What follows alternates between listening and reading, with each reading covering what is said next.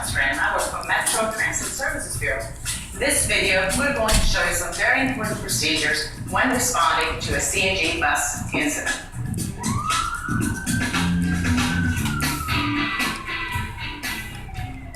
Metro operates 2,000 compressed natural gas fueled buses throughout Los Angeles County. CNG, compressed natural gas, is an exceptionally clean and safe fuel. Nevertheless, accidents do happen, and CNG buses have aspects which are unique. So this video will help you be informed when you respond to a CNG bus incident. The slow speed pursuit was on. The bus driver going down Olympic with a gun to her head. At times, crossing over the lanes and having near misses. Chances are, when there's a CNG bus-related accident or emergency, law enforcement will be first on scene.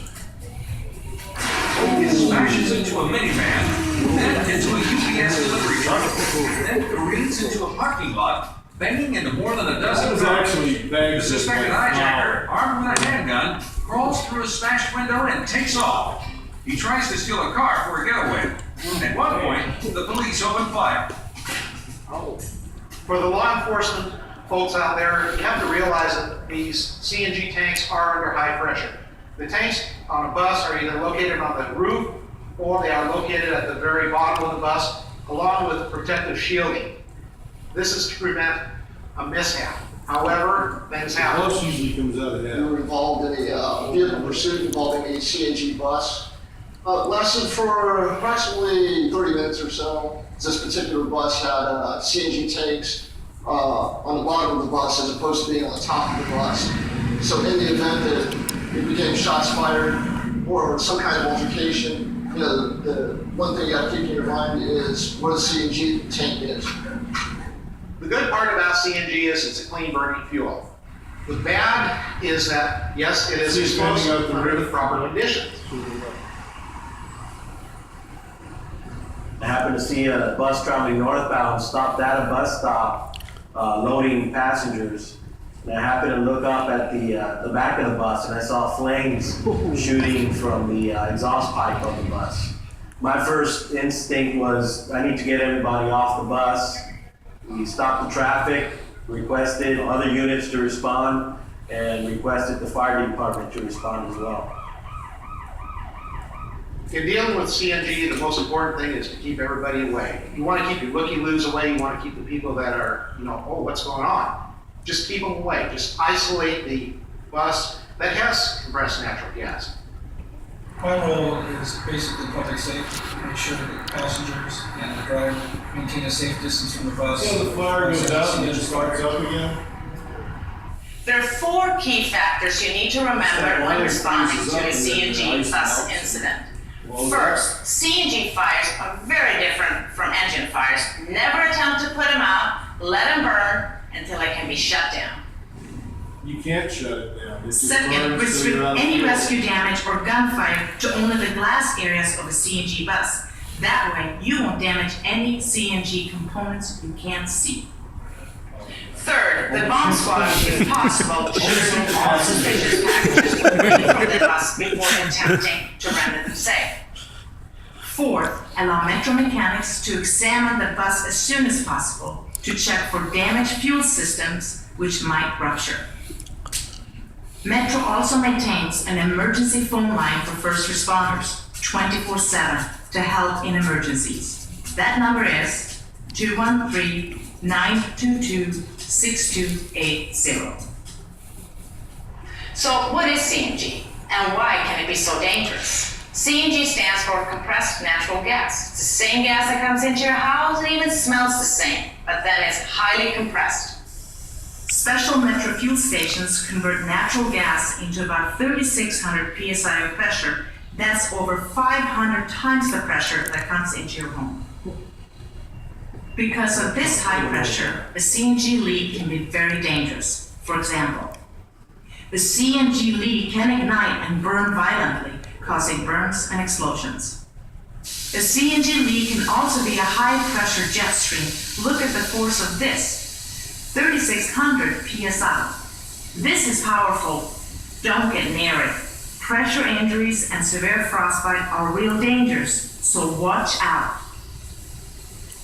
You can imagine that if high-pressure components are being blown apart with force like that, you can be injured by the projectiles too. Gas can displace oxygen and cause death. So if you see people fainting and suspect it's from gas exposure, rescue should be attended only with a breathing apparatus. Then begin CPR if necessary.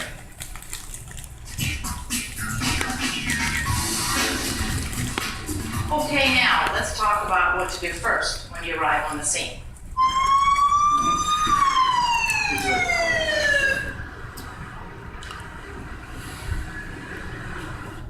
Metro uses this for 690? is that its passengers and components are thoroughly tested under strict federal. Knowing its location is very important to ensure a safe license plate number. Alright. Don't refer You to see the what route happens when they number, light the front tanks on and rear fire. of the bus. The reason the 4-digit bus number is important is that it identifies the fuel tank configuration on the bus. Knowing its location is very important to ensure a safe situation.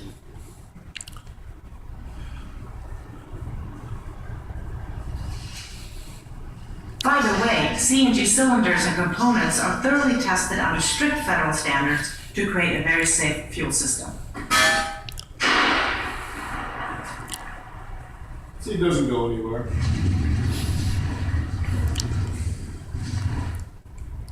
Many fire engines carry Metro's CNG bus manuals that illustrate the exact location of high-pressure components as referenced by the 4-digit bus number.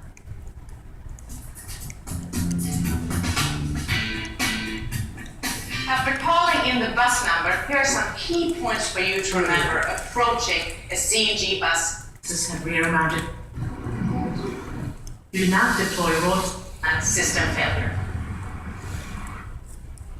Watch the airspace above too. Large leaks usually shoot straight up from the bus roof, so restrict helicopter traffic above the leak area. When CNG burns, it looks like a blowtorch flame. It may look bad, but it's designed to happen to prevent system failure. So it burns and then it So shuts remember, off and it starts. Don't try to It'll burn stop until you're large out of leaks. fuel. If the leak is on fire, let it burn unless it presents a hazard to people or surrounding property. Of course, normal engine and passenger compartment fires do not involve CNG and should be extinguished. If a CNG fire is accidentally put out, unburned gases will escape into the area, which causes an explosive hazard to you.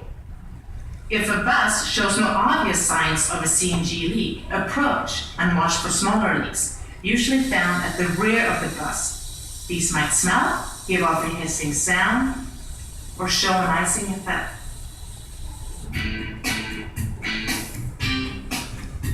You guys are all. You might want to shut down the bus. Extinguisher under or behind, handle to the off or crosswind.